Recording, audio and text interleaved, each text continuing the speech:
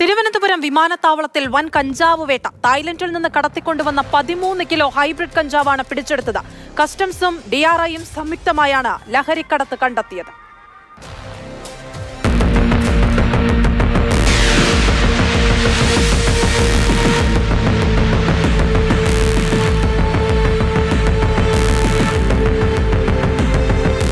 $10 കോടിയിലധികം വിലമതിക്കുന്ന മയക്കുമരുന്നാണ് പിടികൂടിയത്. കഞ്ചാവ് കടത്തിയ കോഴിക്കോട് സ്വദേശി സുകീഷ് ടെൻസൺ പിടിയിലായി. തിരുവനന്തപുരം സിറ്റി ഡാൻസ് ഓഫ് സംഘം നൽകിയ വിവരത്തിന്റെ അടിസ്ഥാനത്തിൽ കസ്റ്റംസും DRIയും സംയുക്തമായാണ് ലഹരിക്കടത്ത് കണ്ടെത്തിയത്. ബാഗേജിൽ 45 പൊതികളിലായാണ് കഞ്ചാവ് സൂക്ഷിച്ചിരുന്നത്.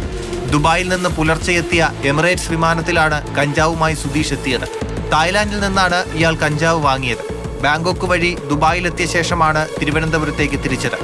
കേരളത്തിലെ ഇയാളുടെ ഇടപാടുകാരെ കണ്ടെത്താൻ പോലീസും അന്വേഷണം ആരംഭിച്ചു.